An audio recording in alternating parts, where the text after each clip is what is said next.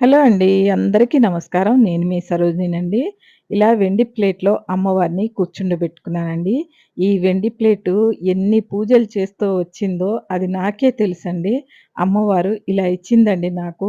ఎంత ఓపిక పట్టి ఉంటానండి నేను. కోరికలు అడగంగానే అమ్మవారు ఇవ్వదండి. ఎందుకంటే మన కోరిక కూడా బలంగా ఉండాలండి. ఎప్పుడు కూడాను ఓపిక కావాలి, శ్రద్ధ, భక్తి కావాలండి. ఒక్కొక్కరికి తలరాతండి త్వరగా ఇచ్చేస్తది అమ్మవారు. కానీ ఒక్కొక్కరి తలరాత ప్రకారంగా అడుగుతూనే ఉంటారు. అయినా ఇవ్వదండి. ఇవ్వదని చెప్పి మనం పూజలు మానేయం కదండీ! అలాగా మనం ఓపికతో చేసుకుంటూ ఉంటే ఒకటి కాపోయినా ఇంకొకటి ఇస్తదండి. అదే ఇవ్వాలని లేదు. మనం అనుకోవాలండి. అది అడిగితే ఇది ఇచ్చింది అమ్మ అనుకోని మన మనసుని సర్దుబాటు చేసుకోవాలి కానీ, అమ్మ ఇవ్వలేదు, మనకేమి చేయలేదు అని ఎప్పుడూ అనుకోవద్దండి. కాకపోతే మన సంకల్పం గొప్పది. గట్టిగా చెప్పుకోవాలండి. ఎప్పుడు మనం ఏదన్నా కోరుకుంటే చెప్పుకుంటూ